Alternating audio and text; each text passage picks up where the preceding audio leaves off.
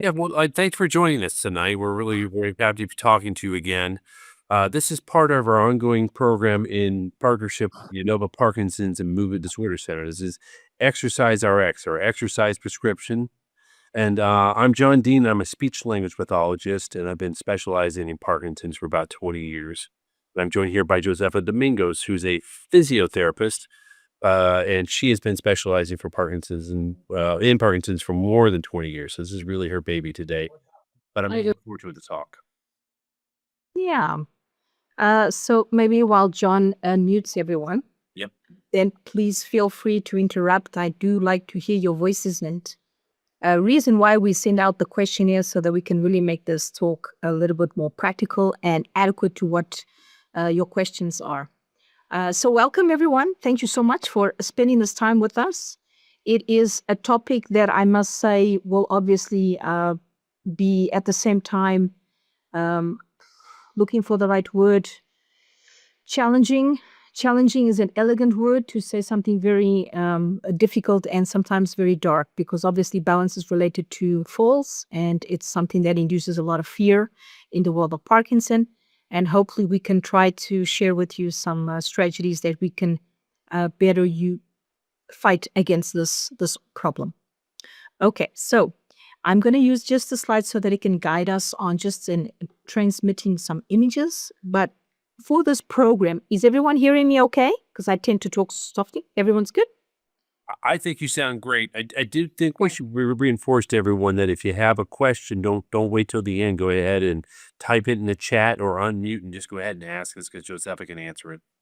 Yeah, so we can.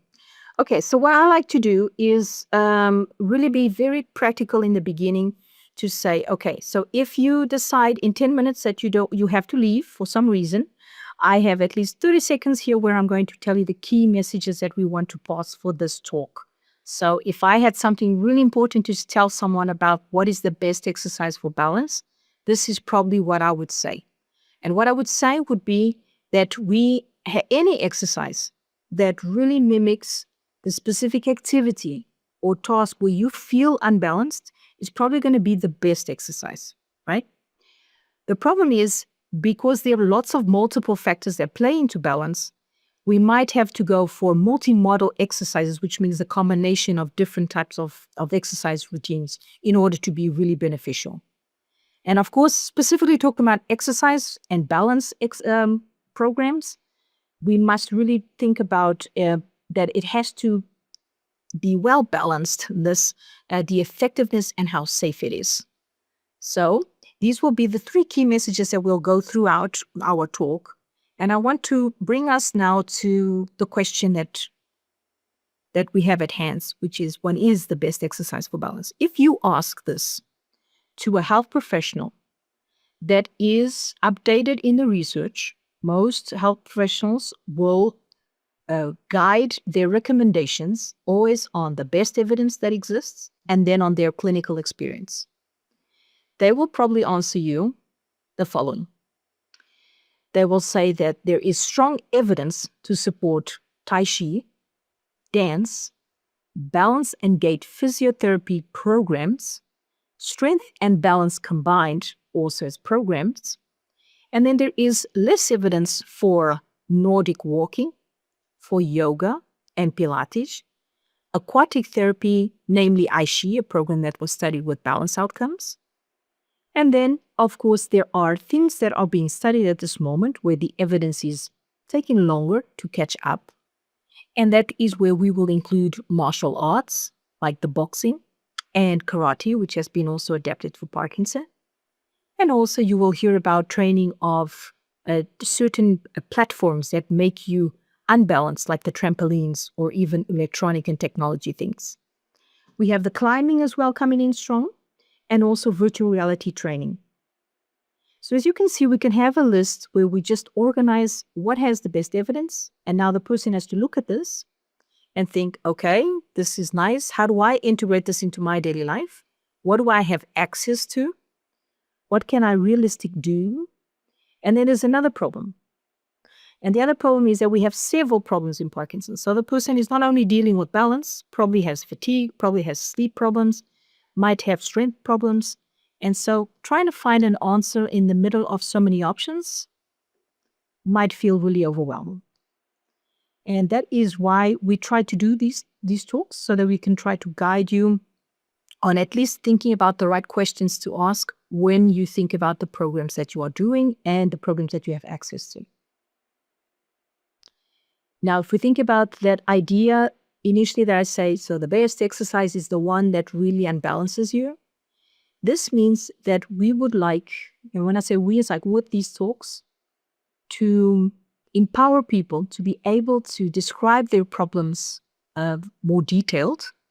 Because now if you ask this question versus which is the best exercise for balance, now you ask, wait a minute, what is the best exercise for losing my balance when I get up from a chair?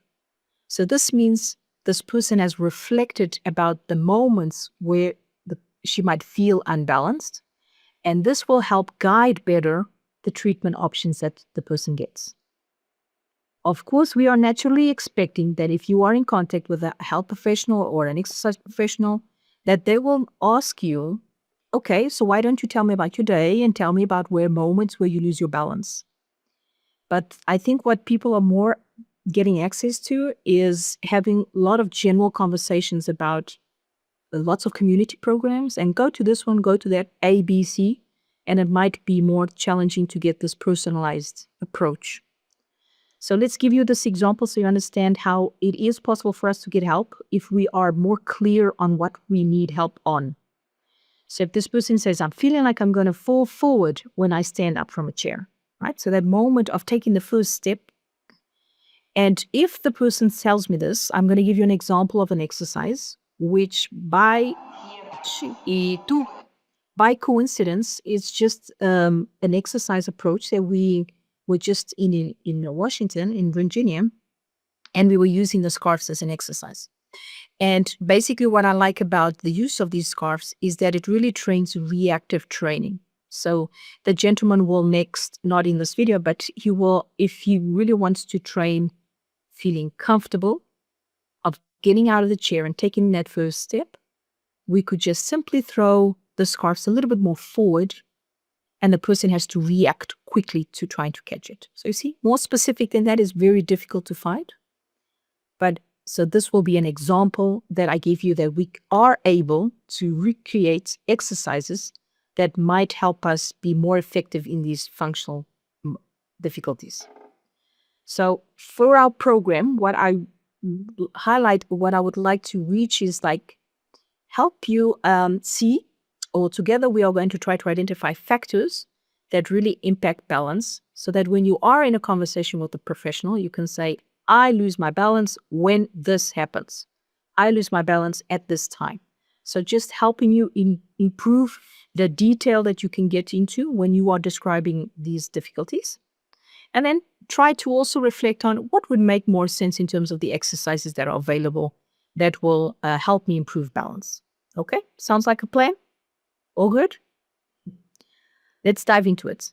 So first of all, just thinking about why this on its own could be a talk, which would be why do people have balance difficulties? And of course, I'm going to summarize it really quick in one slide. Just understanding that we have information that comes from the body to the brain. In the brain, it has to be processed, and then it has to be sent back to the muscles, right? So there's a circuit that has to flow. And what we have in Parkinson, due to the rigidity and the bradykinesia, which is a slow movement, which are the two core symptoms of Parkinson, this whole cycle will be affected. So that means the information that comes from the muscles is already going to be less.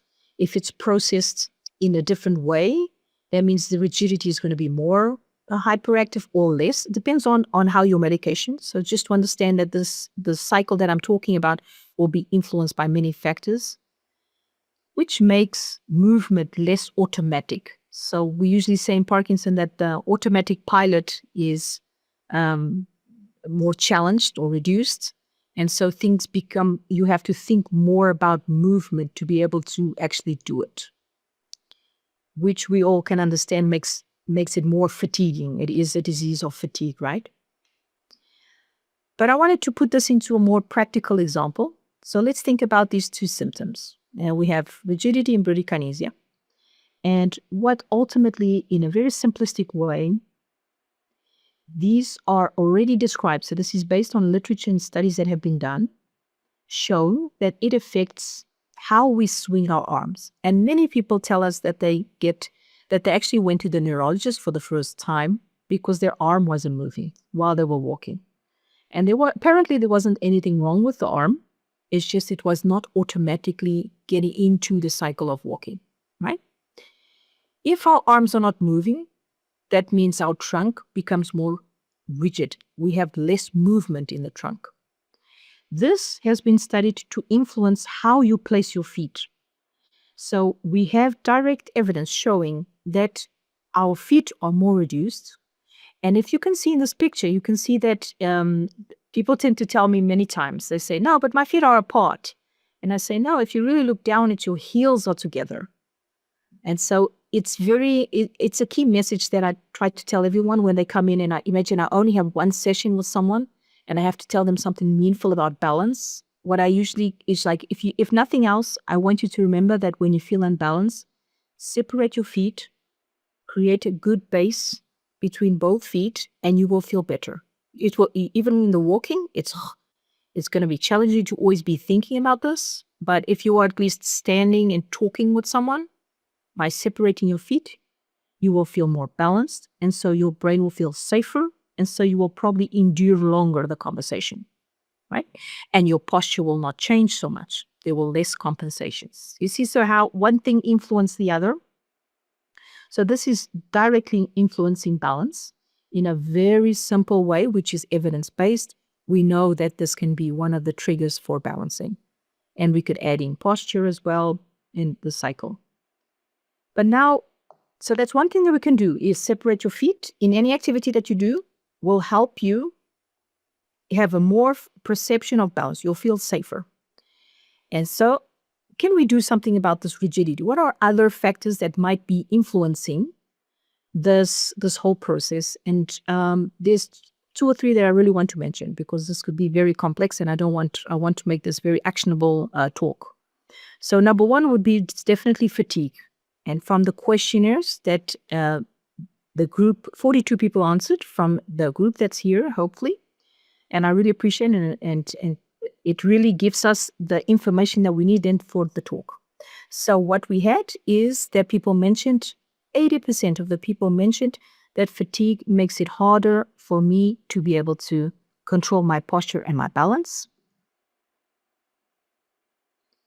Another factor was dual task training. Also already evidenced how it influences our walking. So just by carrying a piece of paper has already been shown that it influences how we, the size of our steps and the speed of our walking. As a piece of paper, as you can see, imagine a cup of water and imagine talking and having a cup of water. So all these activities that we do while we try to keep our balance, it will influence our capacity to do so. And in here, what we had also an input of, we had 68 people that said that carrying items like groceries or a tray makes them feel unsafe, unstable. I would imagine that the talking, for example, talking and walking is less perceived because you're so focused on the talking, your feet might shuffle a bit, but the focus is really on the talking. And sometimes it's less, you might perceive it less, the impact on carrying something. But when we are carrying something in our hands, then we do know that we have to focus also on what's on our hands. And this tends to bring us more the sensation of losing my balance. Now, there are other factors. I'll put this in the others. And I give you an example of, so we had about 55% of the people said, when I feel rushed or stressed, I lose my balance more easily. I actually, yesterday, I had someone that I was talking about this, and she said, I lose my balance when I'm sleepy and when I'm hungry. And I'm like, oh, wow, I've worked in this area for more than 20 years, and I've never heard anyone say that they lose their balance when they're hungry. So this is an interesting, there's always, the disease seems to always bring out in different phenomena. This is from my knowledge, probably related to the impulsivity of eating. And maybe we feel more agitated and need to suddenly go eat something. Not very common, not described yet. I still have to go look into it. But so you see that sometimes things can be really more complex than we just one thing that's influencing my balance. If only it was only one thing. When we asked the group, what makes your balance worse? These were the answers that people replied. So mostly you can see that related to symptoms is the fatigue that I just mentioned, feeling tired. If many people also referred low blood pressure, which can also correlate with feeling tired and sleepy at the same time. We have things that influence in the environment that make us feel less safe, namely crowded spaces, difficulty, or inside the house or outside the house. If it's narrow spaces, very traditionally associated to Parkinson's disease when people have to cross doorways specifically. The dual tasking that we just mentioned, and then changing positions. And this one I would say can actually help us guide more into the world of exercise and training if I can really realize and identify in what positions, in what activities do I actually lose my balance. So sitting to standing, turning, moving too quickly, and starting the standing. Other phenomena and stuff that are worth mentioning is, for example, the impact of medication. So we do have medication that we know might influence balance. We do know that eventually the medication of Parkinson might provoke some hypertension as well, and that might also give a sensation of a balance. The moments where the medication might not be working so well might also be moments where you feel more the symptoms coming on, the rigidity and the slow movement, and that on its own makes you feel more unsafe, and you probably need to sit down to be able to recover for those moments that you are off. In line with what I was just saying, us being able to recognize things that are happening on daily life that could be related to balance. It's useful for us to know this. And so these are a couple of examples. Being the top one that came out from the question was, I move more slowly or carefully because I'm afraid to fall. So if we have this, we have like this control in terms of taking too much risk or too little risk. And if we are too fearful, we also it also impacts our movement. So it's also not positive to be too fearful of falling. So it has to be, I would say, monitored to identify what is really fear and what is really not having balance reactions. Other examples that you can see here. So I take small steps to keep my balance. The example I give to any family members that are here, it's like when we are walking like on ice or something, how small our steps are, or even in the dark. We tend to adapt when we do not have total balance, and these are normal reactions that people would have. So imagine you call someone and you're inviting them out, and they start saying often, you know what, I don't want to go today, and they start turning you down more often.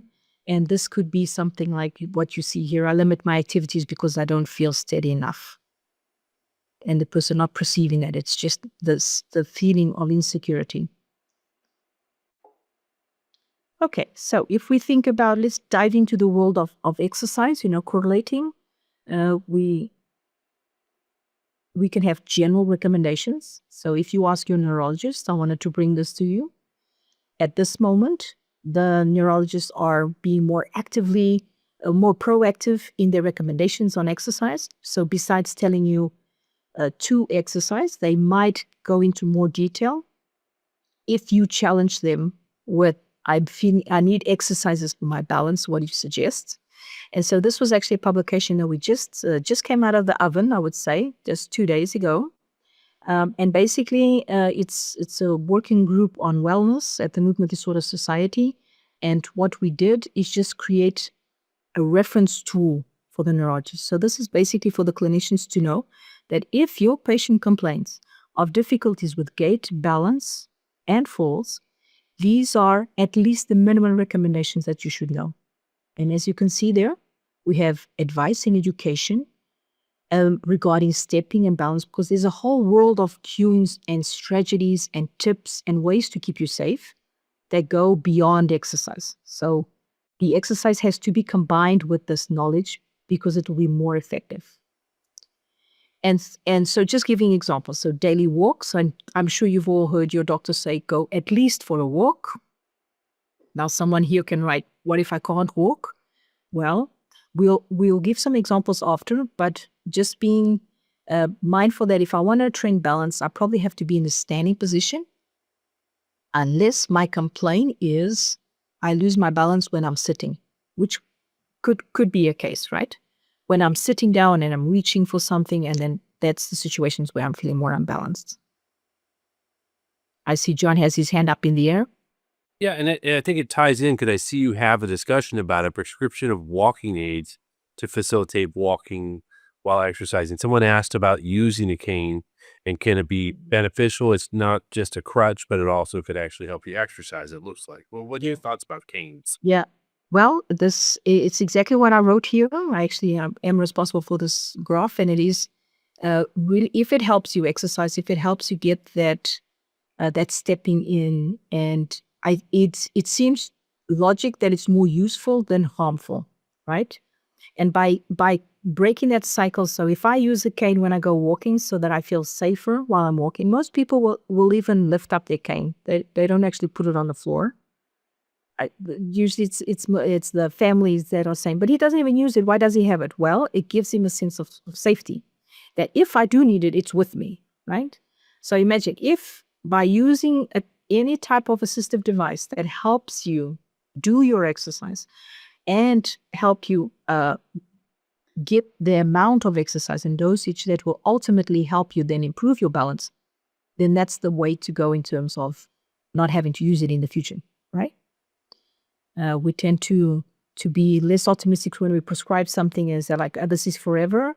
No, it's at the light of the evidence that we have at this moment and how much people are actually exercising. We live in a world where most people are already exercising, unless they had some sort of setback that they're not. So it's nice to have that hope that we can go back. So as you can see, the list is very general: boxing, dance, aquatic, climbing. Even though I separated in different levels of evidence before, it's basically these are activities that we know have already been researched and have outcomes on balance. So it could be a recommendation that the doctor gives you. Now, if you go to a physiotherapist, they will go dive a little bit deeper into guidelines that we have that help us see more specific interventions that have had the best evidence and best results. And this, for example, the number one is usually treadmill training. So most people will do some sort of, oops, nope, I took out the sound before. Now, what do we want? By showing you this video, please do not try this on your own. As you can see, this gentleman is highly supervised. I know him really well. And what we do is just push a little bit more the limits. So more than just walking on the treadmill, what we are doing is adding in some challenge exercise. And there actually has been already research showing about walking sideways on the treadmill, even walking backwards, which is kind of weird because we don't actually walk in daily life in few steps. We might take a few steps backwards, but we don't actually walk a lot backwards. But I know some therapists do it. But again, it's just to be able to challenge you in different reactions in terms of stepping as well and balance. The gentleman has a cognitive task associated to this. So he's basically, one of them, he has to pass over it, and the other he has to step on it. So the fluffy ones, he has to step on it, which means we are adding in all the components of cognition as well and attention. Now that's more, I wouldn't say less conventional. I think most people are getting access to this type of training already. Therapists are really pushing you hard. And most simple, almost recognized would be normal balance training. I don't know if you can call normal, but which would be with steppings, MEC. Just so it's, once I lift up my foot, the next time I step. So I'm just trying to reinforce that the gentleman either is putting weight on the feet or is not putting weight and is taking a step. So instead of repeating 10 times the same movement, what I've created is just a sequence that makes him stay more attentive. So it just makes it more cognitively challenged, but ultimately we are working on the same things that you would see traditionally about lifting one foot, then lifting the other, closing your eyes, opening the eyes.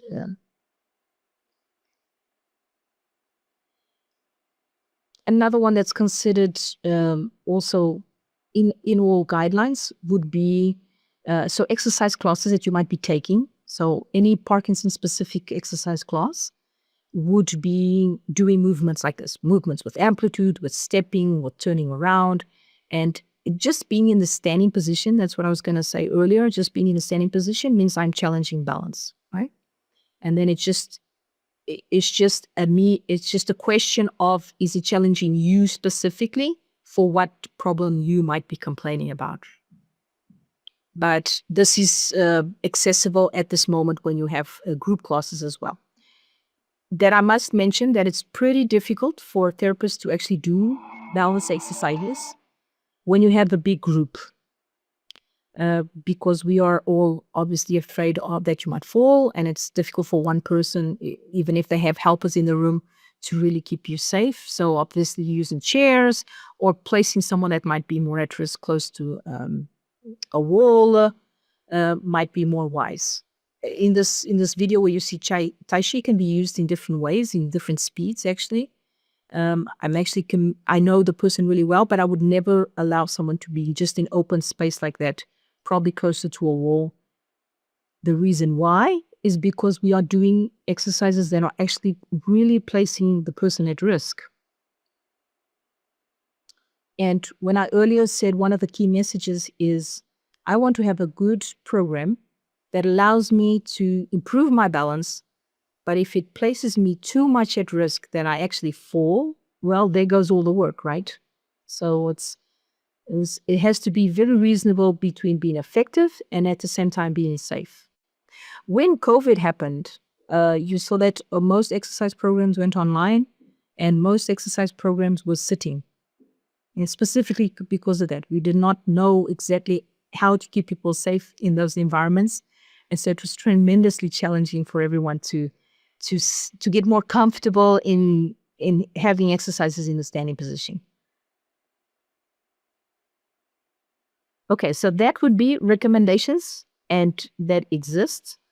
And I did want to bring you something more recent. So also a publication that just came out, which was very interesting to see that they compared 114 research studies and different exercise programs, and they grouped them into 4 categories.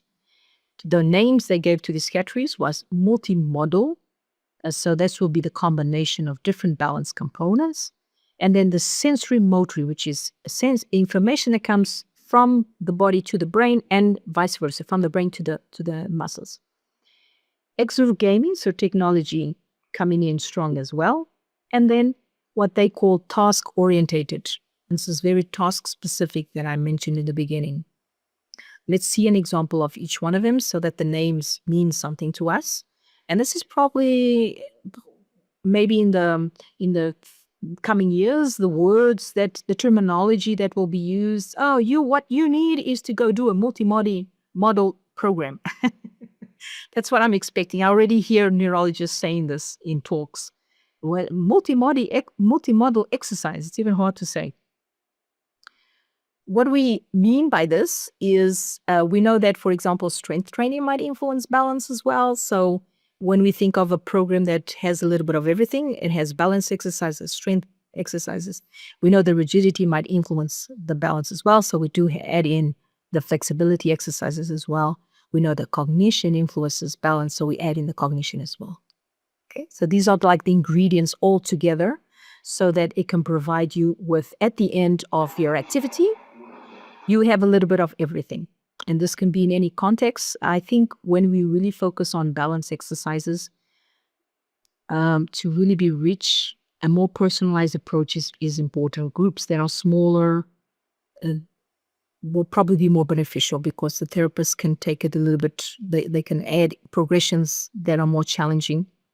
And you can see this gentleman is trying to react to the ball that's being sent by his colleague is the same. So that it's a group of 2 people and we're just changing activities. We have also all the jewels in the yes, I was inspiring him with the music. A gentleman that would come in the middle of his work day to do some exercises. But I wanted to use this as an example because it was included in his multimodal. But please see here with gait training. So I might have exercises that I do on the floor and they really are helpful specifically for rigidity and for all the mobility issues.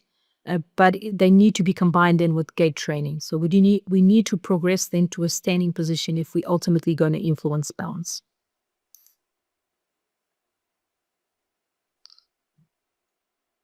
Okay, so how about other? When I think about like Tai Chi and yoga, I would see a lot of neurologists referring, once the research studies came out, referring patients to go and do it, so people to go do it. And I would be somewhat concerned because it would be like in the park and you are doing movements like this. And when I look at this, it's quite challenging. I mean, if a raise of hands, who can do this? I see. Very, very challenging. So obviously we're talking about adapted yoga or adapted Tai Chi in a more controlled environment. If you do have access to it, even so people have access to the gym. In the gym, they would have a yoga class. Sometimes if you talk to the instructor, she will know that you're probably going to adapt a little bit more. So she doesn't have to worry about it, but the person being capable of perceiving the difficulties that you have and trying to maybe do less movement or do it with a chair and then progressively take the support away. I would say be courageous to be able to change something, especially in a group setting. If you are with people with Parkinson, I think it should be easier. People are not really looking at what the other person's doing. They're usually focusing on the teacher. I do know that lots of people do go to classes where it's other people without Parkinson and they might feel a little bit more intimidated in changing something. But as long as you negotiate this with the instructor, it shouldn't be an issue. Remember, it's about getting the real benefit for you. Nordic walking, most of you obviously will know this. And again, in this research paper, the recommendations was to combine the walking itself with functional training. And here I think they're already pushing to what we want is activities in daily life where people feel they unsafe, and how can we train those activities in order to have meaningful results. Now, I'm highly biased here, but I must say that it always brings a great smile to my face when I read papers that are always constantly validating dance as one of the best interventions. This one, I'll keep the music, see if everybody's. What I like most about dance, besides dancing, is the fact that it's very accessible to most people. Okay, so it's accessible to people. Have it online. There's programs online. This is namely the program that we're doing for Inova, that everyone is very welcome. I try to adapt it to who I see on screen. So sometimes if you pop in and I don't see you and I'm pushing really hard and what's this woman doing? Please do not be afraid. I have to, I'm guided by how people are reacting. But it was nice to see that again, in this collective review that was done, dance ultimately was the number one for with the best outcomes for balance. And this is also led to other research papers that also have just come out that really emphasizes. Now, if you think about it, like, okay, I'm not a dancer. This is not for me. If you think about the movements and maybe that you're seeing there, I just put music to it. You see how I took away the music? It looks like normal exercises, right? If I put in the music, then I'm dancing. So it's just the music is a cue to keep the speed, to keep the motivation and the engagement. But ultimately, the movements are about stepping and reacting, going to the left, going to the right, using my arms while I'm able to use my legs, and all that coordination. So it's just because it's been more research that I think it has more evidence as well. I mean, I'm already imagining you, all the boxing lovers, thinking like this. What about boxing? Well, boxing also has all that. It just hasn't been so researched. It's more recently in terms of research. And that's why it does not show up in these guidelines. But that doesn't mean it's not beneficial. And this is the reason why we do this. We also share with you that it's about the movements and the richness of the movements that you are doing that will help you more in one area or another. Now, jumping on to the other example, which is sensory motor intuition. So this is where we combine dual task training, where Tai Chi has been incorporated as well, because it's a lot about being more mindful about the movement, feeling the movement, really reflecting on how you feel, where you are in space. And these were the examples that were used, aquatic as well, which was quite interesting.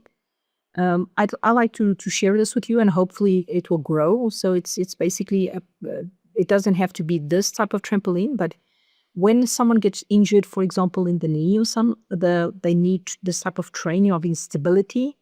We tend to in the clinic create obstacle training for people to challenge their balance. And if I have a trampoline, I don't need all that, because just being on the trampoline, the person is already being challenged in terms of their balance.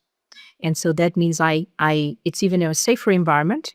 The logic of this program is how can I push more for the person? Can I add in more cognition without really placing the person at risk? So this is considered a safer environment. Even people that are very fearful of falling, once they're on the trampoline, they feel, oh, even if I fall, I'm not going to hurt myself. So it's quite interesting results, and we'll be publishing that soon. A combination, and I'm giving this example again biased, but for a good reason, because you do have access to this. You are very welcome to join our dual task training that's online. And I know there's also a program in person in Virginia. So do reach out to Sonia and try to see if you are interested in this. So as you saw, one of the great influences over movement is cognition, and us being able to do it's before you had Parkinson, it wasn't considered two things at once.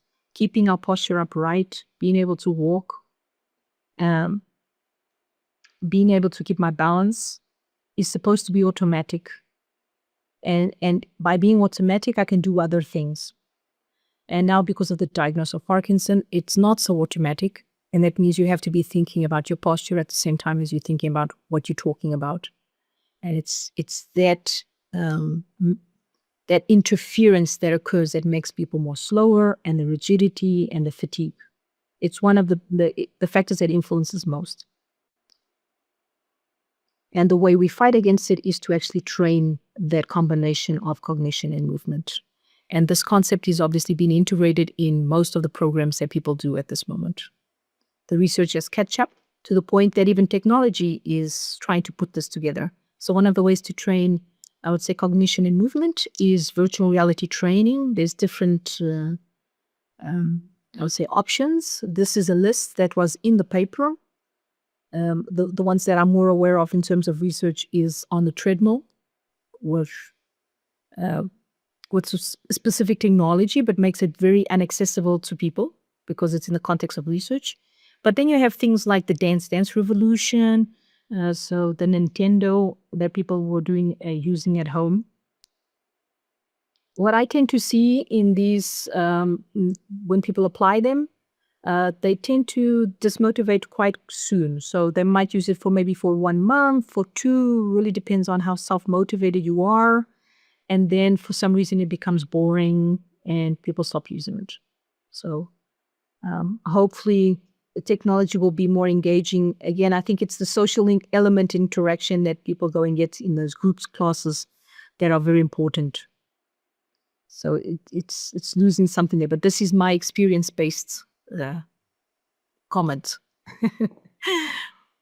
Everyone to this, I mean, everyone else that is actually working in that area is very enthusiastic about how technology is going to change the world. I'm less. Okay, so we come to the one that we started off with, which is really very task-orientated, task-specific interventions. So if I want to improve my gait, if I want to improve my balance during gait, then if I do gait exercises, I will probably have the best benefits. What this means here is we grab onto all the ingredients, the strength, the balance, the aerobic, the stretching, and we try to just basically think about in what activity does the person really feel unsteady or insecure. And then let's grab onto that activity and train it in diverse ways so that the person can be more comfortable at home when he does it or in his daily life. Okay? Think it. And for this, I wanted to share with you, this is a list that usually a checklist that therapists might go through to see where you are in terms of your balance when you do a balance assessment. But I thought it would be a nice, interesting way for the person. So what are simple balance exercises that I can do? If you think about, am I able to, I'm going to start here in the walking. So am I able to stand up unsupported? Yes. Am I able to stay in the standing position and close my eyes maybe for 10 seconds? Yes. Am I able to stand on one foot for 30 seconds? Right foot, my left foot? So you see, if I needed something really simple where I wanted to progress, this could be an option. Now, if you do, you will have access to the slides. If you do want to challenge you on this, I would always suggest please do it in a controlled and responsible manner, which means if I'm doing it alone at home, I have maybe a sofa or 2 chairs so that it allows me to feel secure enough that I can push those limits. Telling everyone to please go consult a physiotherapist and do this with them, I know is not realistic, and that's why I dare tell you to try this at home. People do this anyway at home. So you see where you are. So imagine I'm able to turn 180 degrees without any problem. So maybe what I need to start training is turning 360 degrees. Maybe stepping over an object is when I have more difficulty, or stepping onto the object. Maybe it's when I'm walking outdoors is when I feel more unsafe. Commonly, it's mostly about crowded spaces when we're talking about outdoors. Indoors, it's usually more about crowded, if houses are too full of stuff. And so the space becomes, you have this notion that the space is smaller. So there's more hesitations in walking. So yeah, if we're going to the transfers, I wanted to give you examples on this, but I hope it's a useful tool so that you at least understand what are we looking at when we think about balance competence. What is the person able to do and accomplish? And from that point on, we start increasing more and more the challenge. Okay, makes sense? Let me give you examples in each one of these areas according to those surveys. The top 2, I just chose 2 because there were many. I lose balance when turning quickly or changing direction. 68% of the people said this. This is the most challenging one, turning. And I lose balance when bending or picking something out from the floor. Okay. What exercises would have an effect on this? General exercises, as you can see, the things that we mentioned before, right? So we have the dancing. We have the Nordic walking as well. Let's think about if I want to gain confidence. The Nordics are very interesting because it goes in line with the question that was placed before about using them and then taking it by using the poles.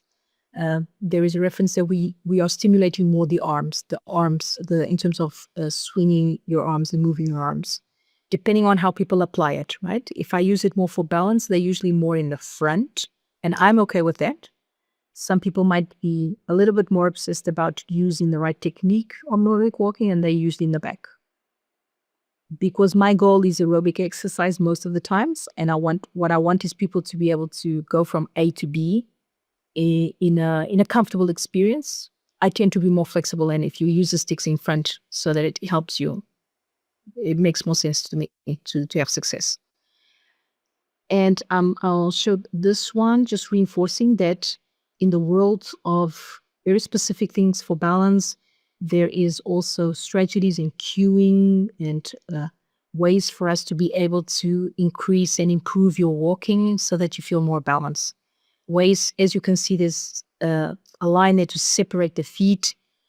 So keeping that base of support that I told you in the beginning, or bringing up the knees. I hope you never lose hope that there's things that you can do, would be one key message. And for all the boxing lovers, of course, boxing has tremendous circuits. There's so many different activities that are done that can ultimately be more or less focused on balance. According to, if you challenge your instructors and say, I really want to work on my balance when I get out of a chair, maybe he can create a little circuit moment where you get out of the chair and you punch the bag. That's just like, we have to also challenge our professionals to think more specific, even if it's big groups, right? There's circuits. Coming back to the turning, I think it's probably one of the hardest ones to train, because what happens in turning, we reduce our speed, our steps become smaller. It's usually associated to more quick reactions as well. Imagine you're walking in the streets and someone, oh, we're not going there, we're going there. And then suddenly the person has to change. These are very critical moments. It has to be as spontaneous as possible, or else it won't be. We can teach you many strategies about put your heel first, take big steps. But ultimately, when you in daily life, it's very hard to remember these things, right? So we have to be realistic about how much is the person really going to be able to focus on movement continuously without becoming completely exhausted. That doesn't mean we don't want you to think about the strategies. What we want is for you to think about the strategies, to train them, and exercise them so that they can become more automatic, so that you don't become so tired. So that's why treatments change slightly throughout these years, because now we are doing things that are a little bit more intense, knowing that people are able to improve and to keep these skills and to recover these skills. So what's happening, this looks like a crazy treatment, but basically the gentleman has his eyes closed. In line with the vestibular, we usually do a lot of eyes closed. And when I whistle, he has to open his eyes and see where the ball is coming from. Simple exercise. It's really, and he has music on. That's why he's jumping up and down. So music makes it fun. When we think about reinforcing the strategies that I was mentioning before, notice here how the gentleman's turning to the left. The first foot that has to move is the left foot. And this is what I'm trying to train with him. I want you to remember that when we are turning to the right, it's your right foot that has to lead. When I'm turning to the left, it's your left foot that has to lead. And we do this over and over. We challenge, we add in progressions so that it can stick. Maybe in other practical examples, just ideas, maybe even if you want to share them after with the therapist or exercise professionals you're working with. We're always happy to share ideas. It seems training things that are quite boring is challenging, because motivation is already compromised in Parkinson, right? So we have to create different ideas. And in this case, he's actually analyzing if it's right hand, left hand. And he has a whole sequence that he has to go through, to which, because of time, I won't be explaining. But you can see that what I really want from this movement is to keep the person engaged in turning. And his focus is on getting the exercise correct in terms of the cognitive exercise. So it doesn't really affect maybe feeling more woozy if I was just, let's just turn, 3 or 4 times to the left, 3 or 4 times to the right. And then probably dizziness would come in, right? Okay, so let me just be mindful of time here. Okay, I'm almost finishing. So in terms of transfers, we saw that I had 51% of the people say that I feel unsteady when standing up from a chair. So I gave that example in the beginning about the gentleman, and there's focusing on how can I really improve this difficulty is using that activity. So getting out of the bed is getting out of the bed. Is how many times we get out of the bed? We get out of bed in the morning. So if we think that we can realistically change something with only doing it once, we are being very optimistic. So if it becomes an exercise with or without help, it's one way for us to be able to improve the adults on the situation. And here is just reinforcing that sometimes the combination of this line on the floor is to remind the gentleman to separate his feet, and you'll see the difference of him getting up as soon as he separates his feet. This is to remind him, and then we train, and the line can stay there when I'm not there, so that he can always remember this. And hopefully that will be enough to, at least for that problem, because there's a list of things that we want to improve, right? So hopefully everyone's doing okay. And I will conclude here with our key messages that really coming back to the beginning. This is valid for most symptoms in Parkinson's. So if I feel unbalanced in a specific situation, when I'm outside, when I'm going into an elevator, then probably if you are able to train that more often, it becomes more of your comfort zone. So that's probably the answer to what is the best exercise for balance. Being that it's important for you to complete when trying to recognize when you lose balance, because there might be multiple factors. So I might have lack of strength, I might have the balance, I might have the cognition that are all influencing. I can transmit you to be comfortable that probably the exercises that you're already doing is incorporated in this called multimodal interventions, and it's probably helping you already to prevent against, when I say prevent is that we want to keep balance at as stable as possible, right? So just preventing progressions. And I'll finish off with highlighting that falls specifically in balance exercises is an issue. Prescribing specific exercise for you to do at home means I'm taking the risk that you might fall. And so that it is important for us to really want to do effective exercises, but also keep safe.